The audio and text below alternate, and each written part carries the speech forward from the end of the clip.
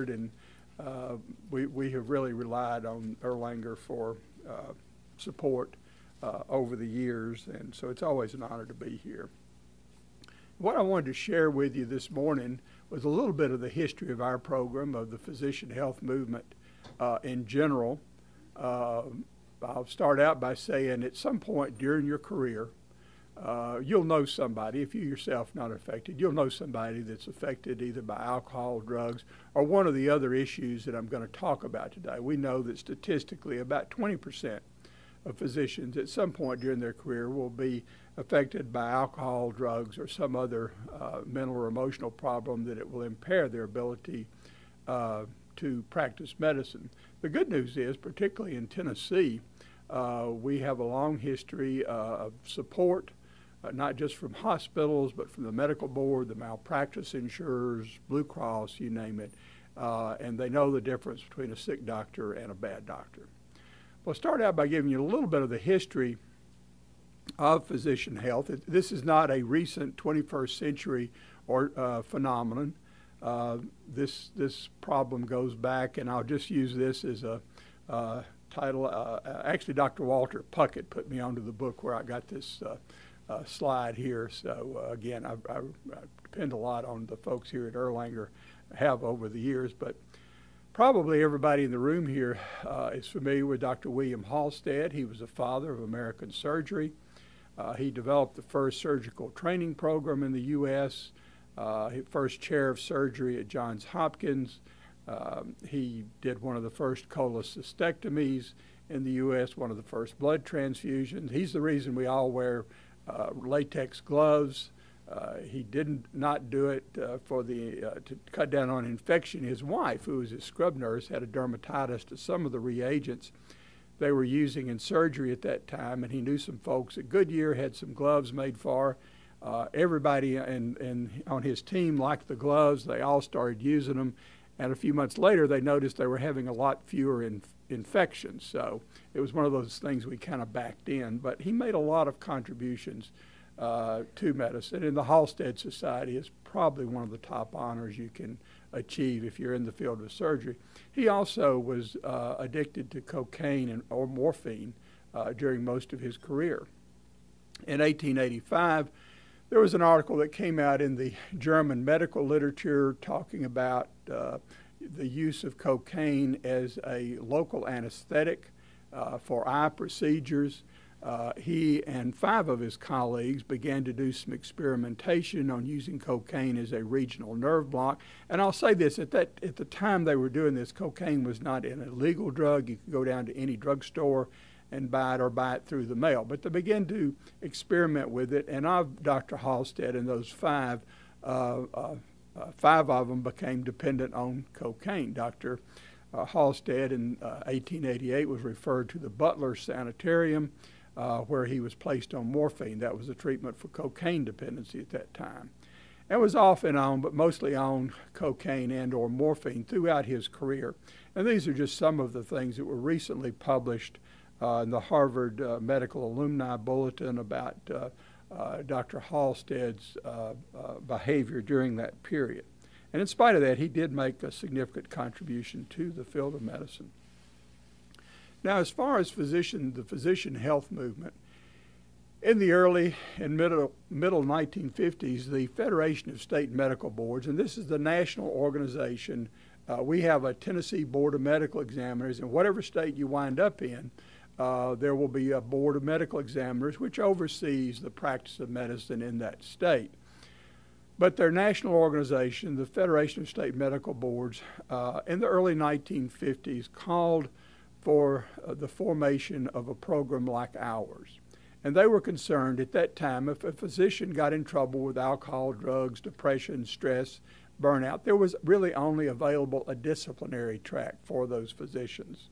So they called for the development of our program. In the early 1970s, the AMA Council on Mental Health published the paper on the sick physician, impairment by psychiatric disorders, and it included alcoholism and drug dependence. And there were a number of, in the mid-1970s, there were some national health conferences on physician health, And our program in Tennessee came into being in 1977. It's currently really the oldest and one of the, if not the most successful, I always have trouble bragging on our program, but one of the most successful physician health programs in the U.S. Dr. John Dorian, who is still around, incidentally, he was president of the Tennessee Medical Association in 1977. He came back from an AMA convention where he heard a little bit about physician health, and he said, didn't know what we were doing, didn't know how to do it, but we felt like we needed to have a program to assist these physicians who were in difficulties. In 1980, there was an article in JAMA entitled An Epidemic of Physician Suicide in the State of Oregon. And I've always said this was an important article because it probably did more to develop programs like ours around the United States. And what it referred to, there were 40 physicians who were under investigation by the Oregon Board of Medical Examiners, all of whom had alcohol or substance use disorders. And during about a 15-month period, 10 of those physicians attempted suicide. 8 of them were successful, and 2 survived very serious suicide attempts.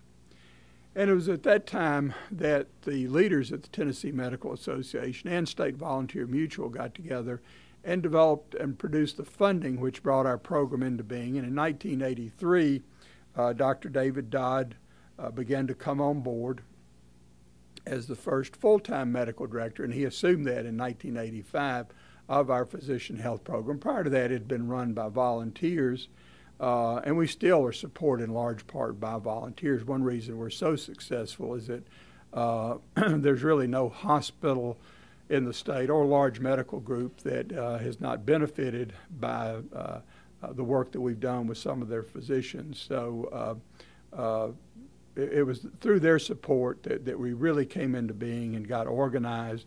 In 1990, the Federation of State Physician Health Programs came into being. This is the national organization that oversees physician health. And again, whatever state you will wind up in, you can go to the website of FSPHP, Federation of State Physician Health Programs, and it will give you links to the health program of the physicians in that state. Currently, there are 47 states that have formal programs, and in the other 3, they will give you contact information on how to access help. Now, to give you a little bit of the idea of how we have grown, this is, I just looked at doctors that had been referred to our program since I came on board January of 2002. In the early days, when we first got started about 30 years ago, virtually every physician that was referred to our program had either an alcohol or a substance use disorder. And today that's changed. If you look at this, it's actually a little bit less than half. It's still our primary thing that we deal with is alcohol and substance use disorders, but again, at the request of teaching programs, state medical societies, board of medical examiners, malpractice insurers, we've expanded our scope over the years, and I'm going to try to touch on really all of these briefly in today's talk, and a little bit about some personality traits that we as physicians share, which I think brings into play why we're so prone to these problems.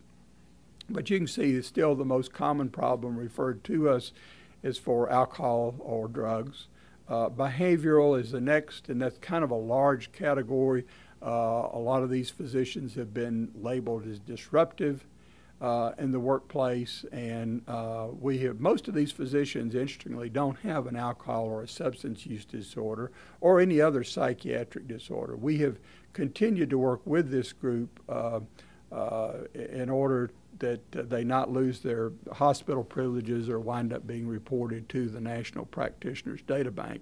And I'm going to spend some time on that. The rest of the referrals come from psychiatric boundary violations, which most of them involve professional sexual misconduct, overprescribing. We don't get a lot, in spite of the problem that we have in this state with the overuse of prescription opiates.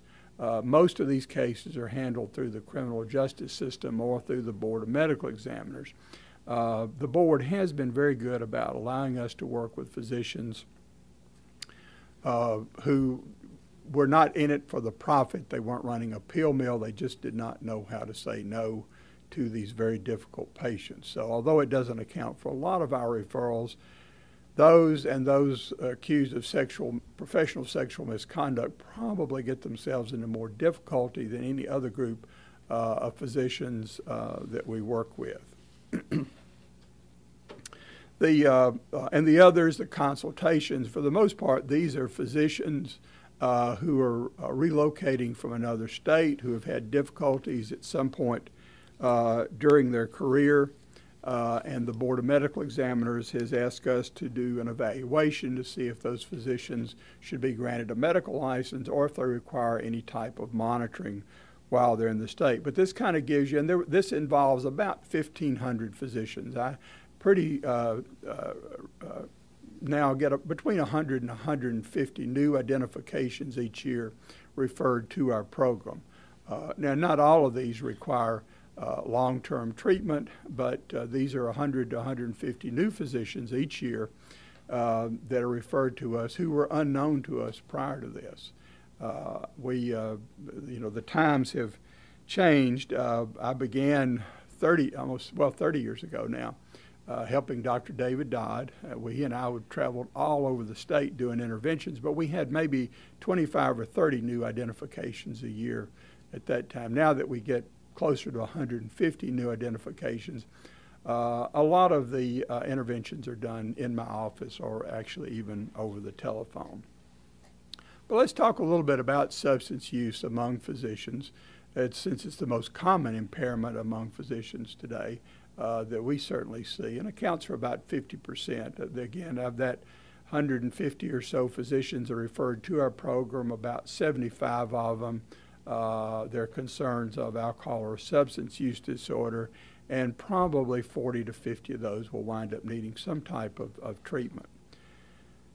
When I look at physicians, and one role that our program has taken on is to be a consultant on the problem with prescription drug abuse. And one reason we know so much about it and what drives this problem is the work that we've done with physicians over the years. Now, the physicians that we work with don't just start out saying, well, I'm going to be a drug addict or I'm going to abuse this for the way that it makes me feel. Most of the physicians that we see begin using the drugs for legitimate medical reasons, and I think for the reason that a lot of our patients abuse these drugs or wind up abusing them.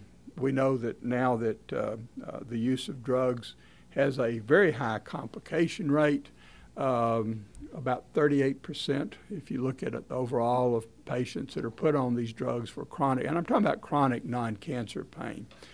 And the Tennessee Board of Medical Examiners now require all physicians in the state, they've never done this before, but you have to have 20 hours a year of continuing medical education, which is no problem for the residents, but 2 of those hours need to be on proper prescribing.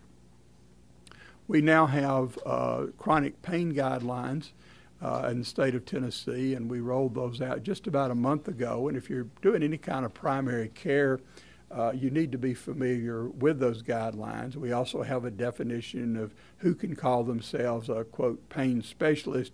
One of the problems we've had over the years, a number of these clinics that are promoted as pain clinics are run by physicians who really have no background or training in chronic pain.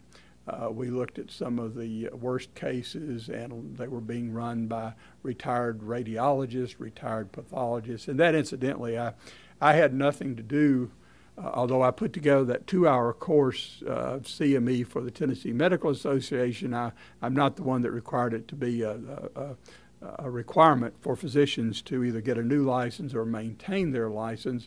But a complaint I hear is, well, I don't prescribe these drugs. I'm a pathologist. I'm a radiologist. Why am I having to take the course? Well, the board wanted everybody, first of all, to educate physicians as to the problem with overuse of these drugs in Tennessee. But also a lot of these clinics are being run by, again, by retired pathologists and radiologists, retired pediatricians who really have no background.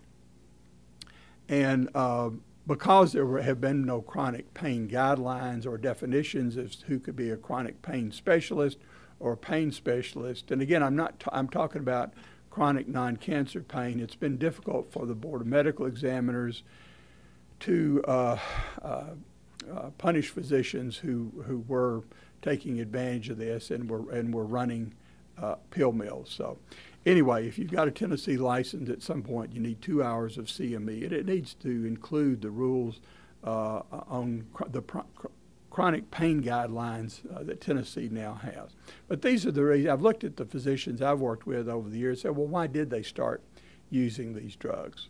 A lot of them began because of physical pain. And these drugs do have, one reason it's so hard to, it has been so hard to regulate this is that these drugs, every one of them that we talk about has got a legitimate reason for being. They do help a lot of patients' end of life. And the problem is the high complication rate you get into. One of the pharmaceutical companies, Purdue, paid out $654 million in 2007 for misrepresenting these drugs. And they were going around quoting, and they began what is, and not just them, but all the other manufacturers of these drugs began what has been the most successful marketing campaigns ever directed at physicians. And they did this by quoting statistics of less than a 1% complication rate with the chronic use of these drugs. That absolutely is false. It's closer to 38% if you look at the overuse, misuse, not just addiction, ER visits, overdoses. It's closer to 38%, which is, if that would black box any new drug coming into being today. But a lot of physicians began to use it legitimately for physical pain. They may have had knee surgery, hip surgery, or had an injury of some type, and they noticed that it made them feel better. So a lot of them began to take these drugs for emotional pain and psychiatric symptoms. As we look at the Tennesseans who overuse these drugs, and it's the same thing with the population out there at large, a lot of them are taking these drugs not for the pain relief that they provide, but because it does make them feel better for a little while with their emotional pain or psychiatric symptoms. Work and life stress, and there are more stressors, unfortunately, in practicing medicine today. The good news is there are some healthy ways to deal with the stress. And before I forget it, we have a website you can go to with the Tennessee Medical Foundation. It's got a number of brief articles on there that I have written on physician stress, burnout, and some healthy coping mechanisms. I'm not going to have time to go into all of those today. But these are the three most common reasons that physicians in our program who wind up addicted or dependent begin taking the drugs: physical pain, emotional pain, and psychiatric symptoms, or work and life stressors. Now, the drugs that physicians abuse, and this is pretty much, I used to say that physicians had a lower incidence of the misuse of illegal drugs, and they still do, and had a higher incidence of misuse of prescription drugs. I'm not sure that that's true anymore. Hydrocodone has been and continues to be the most prescribed drug in the state of Tennessee. The numbers of pills and prescriptions written for that drug is just absolutely staggering. But hydrocodone, incidentally, and probably everybody here is aware of it, in October of last year, the hydrocodone products were rescheduled from a Schedule 3 to a Schedule 2. And we are actually making some progress in the state in cutting down on the overuse of these drugs in the general population. We're seeing the numbers of prescriptions going down. We're seeing the morphine milligram equivalents to go down, which is really the only way to compare apples to apples and oranges to oranges. But we've got a long ways to go. We still, in the state of Tennessee, have got just an epidemic of neonatal abstinence syndrome. And 50 years ago, we had 10 years ago, we had fewer than 50 cases a year reported. Last year, we had over 900 This year we're on track to have over 1,000. It's one thing, and I don't know why we're not seeing a decrease in. I'm still not sure why we see so many young women of childbearing age that are placed on chronic opiate therapy, but we do in the state of Tennessee. And obviously there's a lot of people at the state and federal level that are interested in that. But I've gotten a bit off topic. I was talking about physicians' drugs of choice. Opiates, hydrocodone, far and above the most commonly abused drug by physicians. If they have access to fentanyl or sufentanil, they'll abuse those. Alcohol, very commonly abused. Rarely see that actually as the drug of choice anymore. It's usually in combination. And tramadol, interestingly, was and has been, it continues to be the second most commonly abused drug by physicians. And tramadol up until last year was not a controlled drug. It is now. It's a Schedule IV drug. And again, I can remember when this drug first came out, and I won't mention the trade name because they always send me ugly letters and send attorneys to come and talk to me when I use their trade name. But when this drug first came out, I was still practicing medicine at that time, and I'll never forget, and also was practicing addiction medicine. Now this drug, although it's a little bit different, it works at the opiate mu receptor in the brain, and I can tell you now that any drug who has its site of action at the opiate mu receptor is going to be abused, period. But I remember being told, Dr. Gray, this is like super Motrin. It's non-addictive, it's non-habit forming, and I can tell you within 2 months of being told that, we saw our first physician who came to us who was dependent on Ultram, or tramadol. I shouldn't have said that. I'll probably get another ugly letter in the mail. I kind of disregard them now. They don't really bother me. But anyway, tramadol is, up until last year, was not a scheduled drug, and but is commonly, and once you begin to cut your patients off of their opiates, that will be the drug that they will want. Benzodiazepines, very commonly used and abused by physicians. I just recently published a paper with my colleagues at Vanderbilt. In that 1,500 physicians that we had seen over the years, there were 7 who were referred to us not for alcohol or substance use disorders, but for other concerns. That had gone through a very extensive 3 to 4 day assessment where we did a lot of psych testing, neuropsych testing, and although it was a small number, we had a lot of data on those physicians. And what was interesting about that 7 to me was that they all suicided, and nobody was expecting it. So we looked at those in detail to see were there some common threads running through those cases. And there were some common threads running through all 7 of them.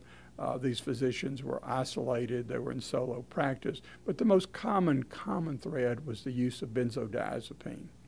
And my colleagues at the Department of Psychiatry at Vanderbilt have speculated that maybe benzodiazepines are not necessarily a drug that's good to use long-term in someone who's dealing with a lot of depression and stress, what it may be doing is increasing their willingness for risk-taking behaviors and lowering their threshold that gives them the strength they need to commit suicide. But that was the most common finding in our physicians.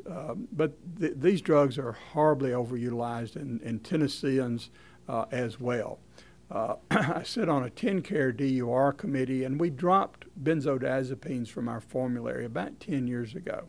The reason we did that is that there were large areas of the state where 90%, that's 90% of the adult TennCare population was on some form of chronic high-dose benzodiazepine use. And those drugs were never intended to be utilized to the extent they are. So although opiates is our big problem in the state, actually the preferred combination are opiates, soma, and benzodiazepine. That's the Tennessee trio that most of your patients that are drug seeking will prefer. So beware of benzodiazepine, not just in your own use, but in the use in your patients as well. Zolpidem are the Z drugs, sleeping drugs. Again, another drug which they've been very successful in making sure that physicians are comfortable in prescribing these drugs. And we regularly have physicians, and they have a terrible withdrawal from these drugs and tend to do odd things while they're on the drugs that they don't remember the next day. We're beginning to see a big spike in amphetamines and the overuse of these in physicians. It's very common now, the diagnosis of adult onset ADHD. It was interesting when I was practicing pediatrics, and unless the symptoms appeared in childhood, you couldn't give them the diagnosis of attention deficit disorder. But now something I hear regularly is adult onset attention deficit disorder. Don't see many physicians that really have attention deficit disorder, but we see a lot of overuse of amphetamines in physicians, and in combination with the other drugs. A lot of physicians will start abusing those just to stay awake from the overuse of the opiates and the benzodiazepines they take. But these are the most common drugs that are abused by physicians. So beware of them. Once you begin taking these drugs, whether it's to help you rest, to relax, physical pain, emotional, psychic pain, or just stress and burnout, I can assure you you're headed down a slippery slope. Now, it's not as bad as it used to be, but unfortunately, colleagues are still reluctant to confront alcohol or substance abuse in a physician. And again, keep our number around. For the residents here, the medical students, that know your physician health program in your state. Because if you've got somebody you're worried about, report them to the physician health program. The work we do is confidential. I'm not required to report any physicians to the state. And one thing that I'm really proud of is that over 95% of the doctors that we work with are able to enter our program, receive the rehabilitation they need, complete their monitoring contract with us for 5 years or whatever, and return to and complete their career in medicine without ever being sanctioned by the medical board, losing their Blue Cross privileges, losing their malpractice. So we're very proud of those. And we actually, if I look at them long term, of the physicians that we work with substance use disorders, that about a little over 96% of them at some point are able to enter persistent recovery so they can return to the practice of medicine and complete their careers. This is basically what we do with a physician. And the only thing you really need to remember is our phone number or the Tennessee Medical Foundation. You can Google that, and it'll give you our contact information. But an identification is generally made. A lot of these are done anonymously. And if we can get enough collateral information, we'll arrange an intervention, which may be in my office or may be over the telephone. If we're still not exactly sure about what is going on, we'll arrange for an assessment to be done on these physicians and refer them for treatment. There are a number of programs now that have been set up to treat physicians that specialize in physicians, and then we will assist them in reentry. We received a little bit of not very much, but a little federal funding a few years ago to see why our outcomes were so good. And is there anything that the public at large could learn from physician health programs? And actually drug courts was another group that had really good outcomes. And the common threads there was persistent monitoring or sustained monitoring for 5 years. With consequences if you relapse. Plus the work we do with physicians, it's not disciplinary. We're not policemen. The work we do involves more of a partnership and a collaboration for us to do the work that we need to do. But this is how we can help with the physicians that have an alcohol or a substance use disorder. And it's because of our really good outcomes that the health-related boards and other important entities allow us to work with these physicians on a confidential basis. Now, we're going to talk a little bit now about, I used to give this talk, and it was termed the disruptive physician. And I would come to a hospital, and there would be 4 physicians in the auditorium that wanted to hear about the disruptive physician. And my colleague, Dr. Andy Spickard over at Vanderbilt, who at that time was running a 3-day course for the disruptive physician, he started calling him the distressed physician. And I think that's probably a better term for these physicians, because I can tell you long before they become a disruptive physician, they are a distressed physician. We began actually about 14 years ago, about the time I came on board, to get a large number of referrals of these physicians. And this was one thing that began. There were a number of issues that began to drive it. There were lawsuits that these physicians were creating a hostile work environment. January the 1st of 2009, the JCO deemed this to be a sentinel event alert, and these behaviors that undermine a culture of safety of safety in the hospital or the medical setting was moved to the front burner. There were a number of studies that came out showing the bad outcomes that this behavior caused.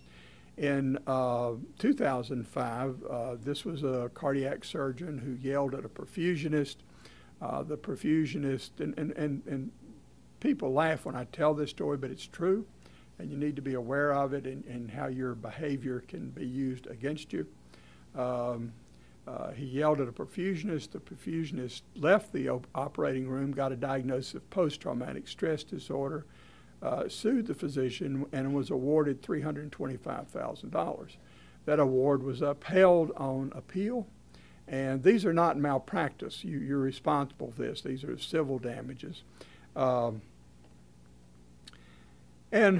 other things driving this is that courts have said time and again that hospitals can have a bylaw, and you're actually required now to have a bylaw to deal with a physician who's acting in a disruptive manner, that the inability of a doctor to work with others are grounds for denying or terminating staff privileges, and that you don't have to show a direct relationship to patient care in order for hospitals to take action against a physician. And the courts have stated this time and again that hospital staff appointment is a privilege, it's not a right.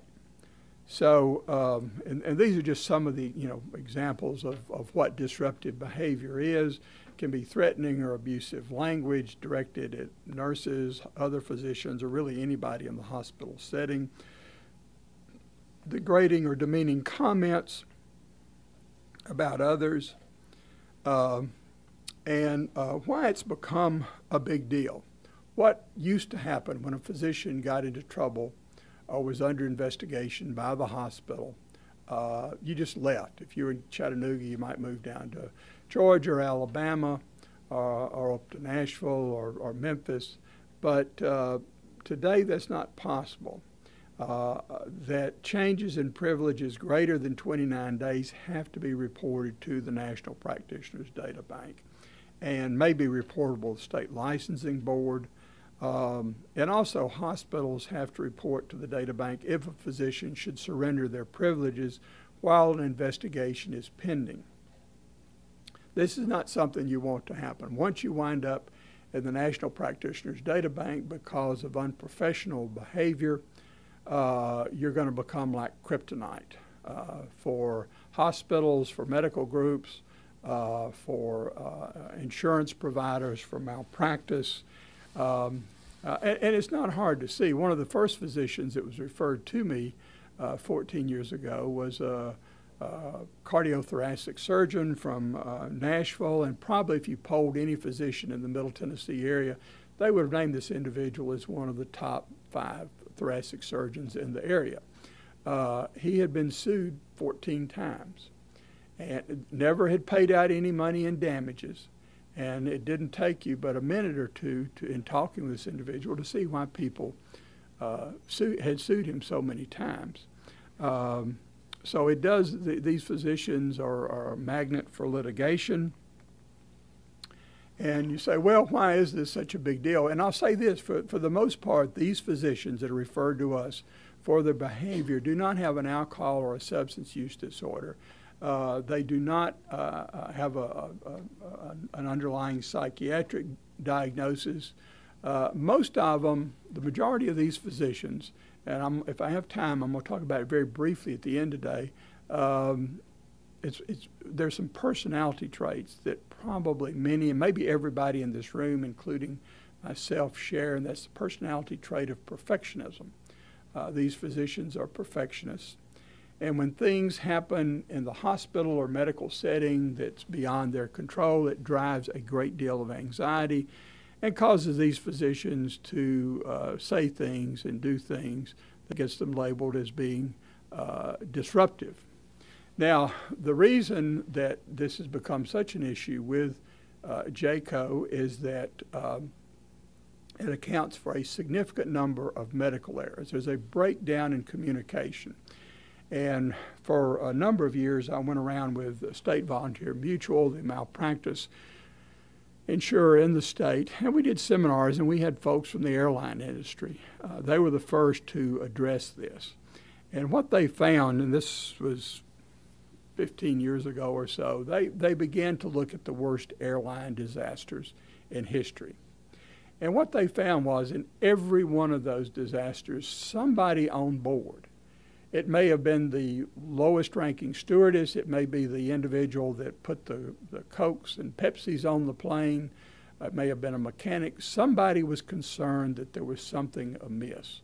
But because of this hierarchy of the pilot, and you didn't talk to the pilot or the co-pilot, nobody else did, because of this hierarchy within the airline industry, that nobody voiced the concerns they had. So things have changed dramatically within the airline industry, and a lot of the things we do now in medicine are the result of the work that they've done in the airline industry.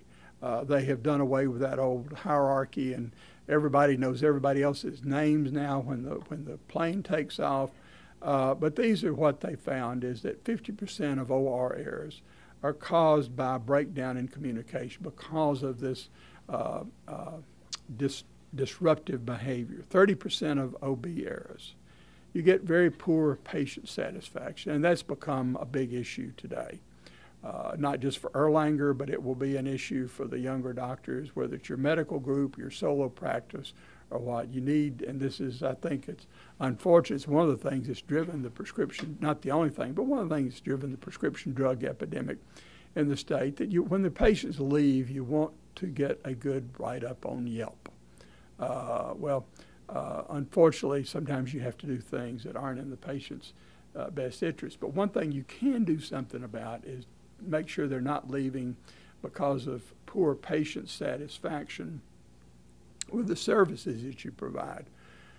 One of my fellow members of the pediatric faculty at Vanderbilt, Dr. Jerry Hickson, got interested, and this was about 15 years ago. I'm sorry, it was almost 30 years ago now. Time gets away from me. Jerry became interested, why do physicians get sued? And we had a resident at that time at Vanderbilt who was named in a lawsuit. He did absolutely nothing wrong. The suit was later thrown out. But it really affected this physician emotionally. It just had a profound effect on this resident. So Jerry got interested, why do physicians get sued? And what he found was that most commonly it's because of the poor patient satisfaction, that a lot of these lawsuits were filed when anytime there was an adverse or a bad outcome, and I don't care what field of medicine you're in, we're going to have adverse or bad outcomes. Unfortunately, we all get old, we get sick, and we die. But anytime there's an adverse outcome, if a patient or their family felt like they had not been treated properly, which may have been involved in just not taking enough time and answering all their questions, there was a perception that malpractice had occurred, when most times there had not, and a lawsuit was filed. So poor patient satisfaction is important. It increases health care costs, and it decreases the reputation of an institution, your hospital, or the practice you work in. And it increases staff turnover. There's a lot of the individuals that work with these physicians, and I'm talking about physicians not just at Yale, but that they kick, they spit, they hit, they throw things. It causes a lot of stress and burnout in the individuals that have to work with them. So these are some of the consequences today, and why that behavior has become to the front burner as to something to be addressed. What do we do with these physicians? Well, again, it's so rare that they're affected by an alcohol or a substance use disorder, is that the first thing I recommend, and I've got a little schematic diagram, and a lot of you here will wind up and as your chief of staff of your hospital owner medical executive committee, and you're going to wonder what to do with these physicians. Well, we've actually, and again, I'm not going to go into all of today, but I've got a little schematic drawing that I've put together about how to address this behavior. And the first thing you start out with is a cup of coffee intervention, where somebody, preferably within their department, a colleague that they respect, will sit down with them and address their behaviors. And a lot of the time, maybe most of the time, that will take care of it. If it's an ongoing problem, there are some 3-day courses that we refer physicians to that are now called the distressed physician courses. There are some folks in Lawrence, Kansas who actually will do personal coaching with physicians, and what they do a lot of, I've noticed, is getting these physicians to address their perfectionism and get it to work for them rather than against them. And there are some actually long-term residential programs that deal with physicians that continue to have difficulties with this behavior. I rarely have to refer physicians to those. Why do we stay involved with these physicians? Since they don't have an alcohol, drug, or mental or emotional diagnosis or psychiatric diagnosis, is to prevent these physicians from having their privileges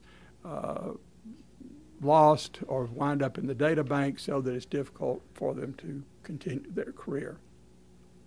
But that's why we continue to work with these. Plus, some of these physicians who are disruptive are some fairly unhappy, miserable people, and we've been able to get some of them back on track so that they're able to enjoy their life. Now I'm going to talk very briefly about boundaries, and just for the residents and medical students, if you leave here today and you remember nothing else, remember this.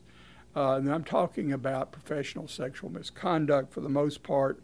There are a lot of different agencies that are interested in this: Federation of State Medical Boards, state and local criminal laws, state and local tort laws, Professional Ethics Committee. And although as a group, and I'm talking about half out of that 150 doctors that are referred to our program, 5 or fewer of them will be referred for professional sexual misconduct. But they do more damage to their careers and get themselves involved in situations that I cannot get them out of than any other group that's referred to us. So listen up, a word to the wise. And remember this for the young physicians, that the physician is always responsible for boundary violations or getting involved in a sexual or intimate relationship with a patient. And if you start writing prescriptions for a girlfriend or a boyfriend, then they become a patient. So, and what the courts say is that a patient can't, there's an imbalance of power in a physician-patient relationship, and because of that imbalance of power, the patient is unable to give informed or meaningful consent to get involved in the relationship. So even if the patient initiates the relationship, the physician is always held responsible by the court of law.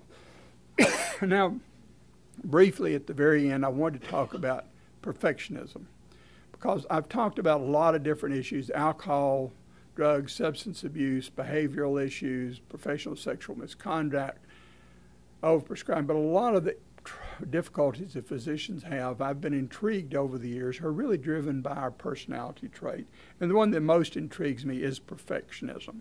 Perfectionism, again, is a trait that many, if not everybody in this room, shares to some extent. It helped us to get into medical school. It helps us to get through years of rigorous training. And yet, if we're not careful, it can be our undoing later on in our career. So let me tell you now the story about Dr. Jonathan Drummond Webb. This was a pediatric heart surgeon at Arkansas Children's. I actually knew Dr. Drummond Webb. I practiced pediatrics for 25 years in the Middle Tennessee area. And he was very well known. He was very charismatic. He had been on 60 Minutes. He was on national news programs. He was very articulate, very charismatic. And they wanted somebody to discuss children's heart disease. He was the one that they would tap. And he made some contributions. He used the first left ventricular assist device on a child. And yet at the age of 45, he committed suicide. This was something I saw. It was a comment that Dr. Jonathan Bates, he was the CEO of Arkansas Children's, hospital, and he made the comment that Dr. Drummond Webb worked tirelessly to save his patients, that most doctors would say, I saved 98 out of 100. And again, he was working with some of the sickest, most difficult, complicated patients, and these were young children with congenital heart disease in the state of Arkansas. But he would look at it, and rather than concentrating on the 98, he would say, I lost 2 out of 100. Now, and when I read that, the comment of Dr. Jonathan Bates, I realized that at least in part for Dr. Drummond Webb, it was his perfectionism that killed him. And although it's a personality trait that our patient society puts great stock in, I've also seen over the years that our perfectionism can be a cause of early burnout in physicians. It's linked to depression and suicide. And unfortunately, not only do we have a very high incidence of alcohol and substance use disorders, but we have one of the highest rates among professions, not the highest. Attorneys have a higher rate, veterinarians have a higher rate, and dentists have a higher rate, but we're way up there with suicide. But depression and suicide, problems with self-care, marital problems, we have a very high rate of divorce, substance use disorders, and professional boundary violations. I've seen a number of physicians that have come into me when I really felt like their underlying problem was their perfectionism, and they'd used one of these had been a result of their perfectionism. Let me say that perfectionism is not the sole cause of these problems in physicians, but it's a common thread in many of the cases that are referred to us and a character trait of most physicians. And these are some quotes from Dr. Glenn Gabbard. Dr. Glenn Gabbard is one of my mentors. He's worked more with physicians and physician families than anybody else in the world. He's had a 40-year career just recently. He's retired, still doing some outpatient work. But he made the comment that maybe the most important quality of we as physicians is our compulsivity, but the society's meat is the physician's poison.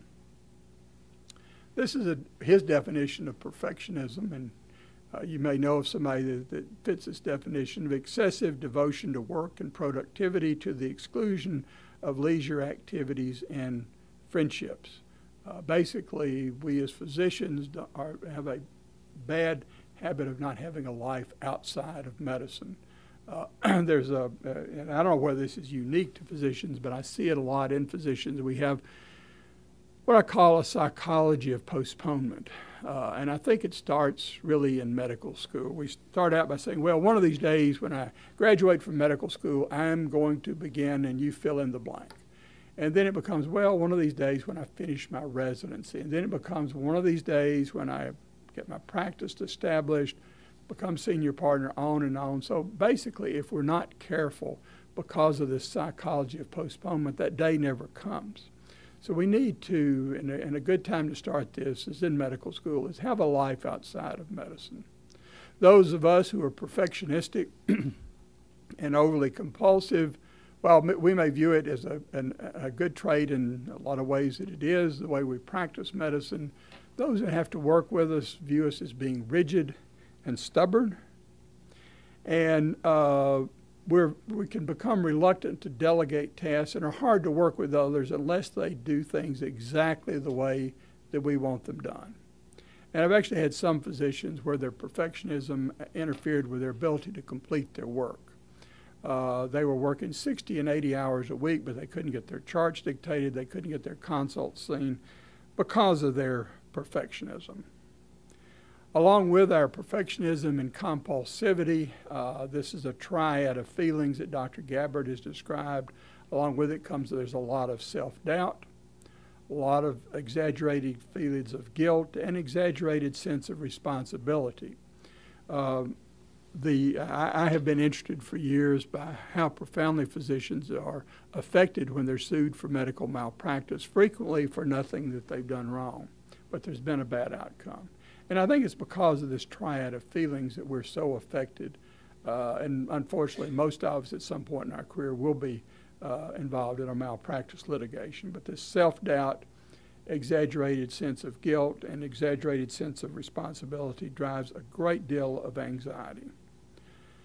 Despite all the sanctions that societies and values our perfectionism and compulsivity, it's really not adaptive to other areas of our life, and I've seen it as a vulnerability factor for depression, burnout, suicide, anxiety, substance use disorders.